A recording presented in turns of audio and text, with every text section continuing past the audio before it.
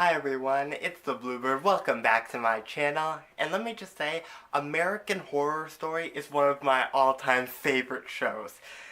For those of you who don't know, it's an anthology horror drama series on FX that's been going on for 8 years now, created by Ryan Murphy and Brad Falchuk, and it's amazing. Every season is a new, different story with its own plot, characters, and themes, and as someone who's been a horror fan for years, it's rare that something is able to scare you, not just on a physical level, but on an emotional and psychological one as well.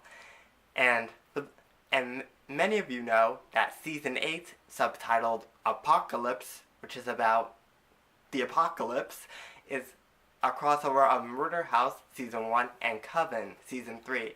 So I thought it would be fun to rank the seasons thus far, from least favorite to best.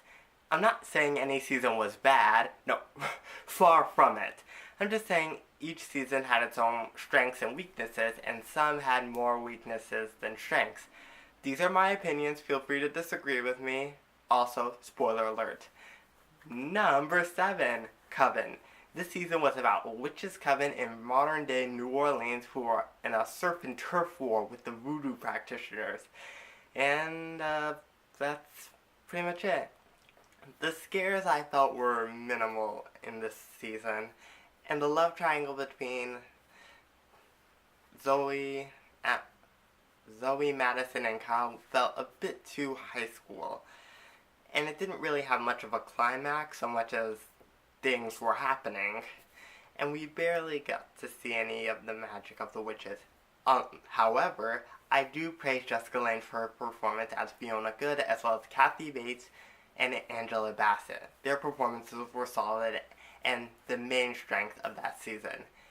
Number 6, Hotel.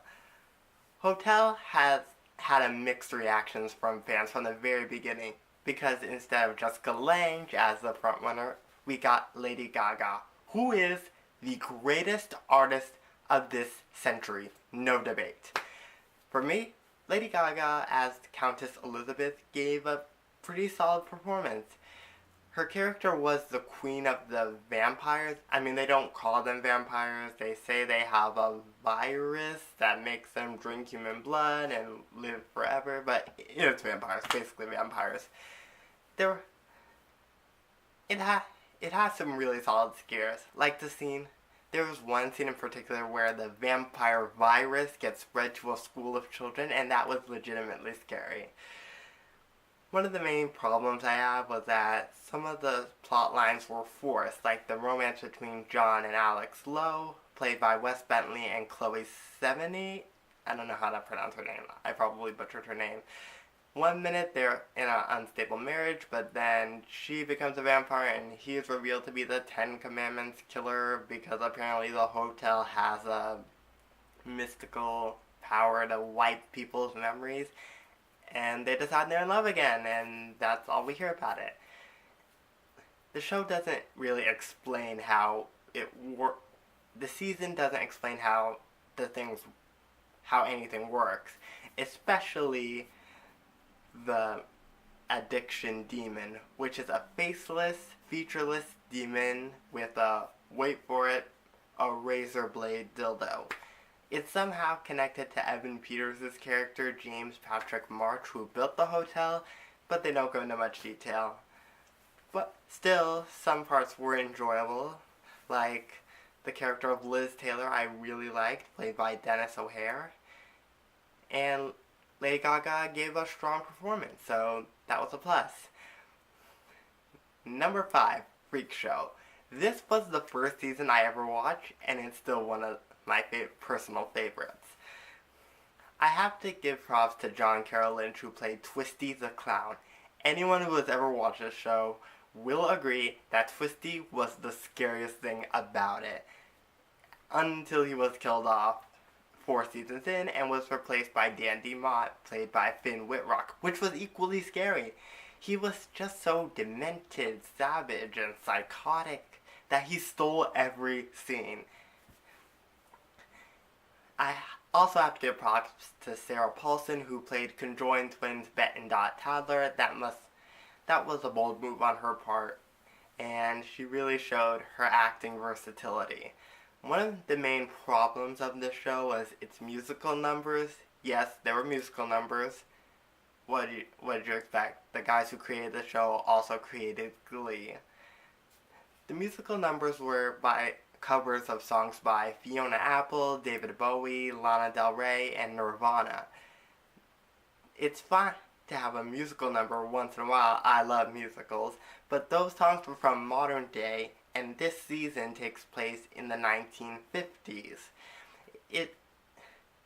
In season 2, Asylum, when it did have another musical number, it used a song from that decade, which added to the atmosphere and the setting. When they did it in Freak Show, it just ruined the illusion for me. Now, number 4, Roanoke. This season was kept in the dark for months, up until the very premiere day, and it kept getting leading up to episode 6, where it changed format entirely from a reenactment series to a found footage one. This season had one of the best atmospheres and pacing of the scare factor. That was its main strength. One of my main problems was that halfway through, when it switches format, there's a whole new set of characters to grow attached to and get development for, but at that point they're just getting picked off one by one. Still, this one had some of the best scares. Number 3, Murder House, the one that started it all. I love stories about haunted houses, and this one knocked it out of the park. I can't even tell you most of what this show was about, other than it was about a family who experienced the wife's miscarriage and the husband's affair, and so they decide to move into a new house in LA that is haunted by vengeful spirits. This season is American Horror Story at its best. It messes with you on a psychological level with constant twists and turns. You don't know who to trust, who to fear, what to believe, if what you're seeing is real, and that was its main strength. Some parts were a bit slow for me, though. Maybe it's because I have a short attention span, I don't know. Number 2, Cult. Maybe it's because it was the most recent season. Maybe it's because it was about the 2016 presidential election, but this season stuck out in my mind the most. It's about a narcissistic, fascist, alt-right leader who leads a group of deluded and devoted following to political power, where he wreaks havoc over the American citizenry. But enough about the 2016 presidential election, let's get to the show. Evan Peters and Sarah Paulson give some of their best performances as Kai Anderson and Ally Mayfair Richards. Their characters go through dynamic changes as the story progresses, and it adds to the tension and the story. And its main theme was marginalization, which is a theme that people on both sides of the political spectrum can identify with. Also, clowns. Lots and lots of scary clowns. Always a plus. And the number 1 season of American Horror Story is Asylum. Season 2. It makes sense that this show was set in an insane asylum, because it was, pardon my language, batshit crazy. You got a demonic possession, a serial killer, a Nazi doctor, mutants, aliens.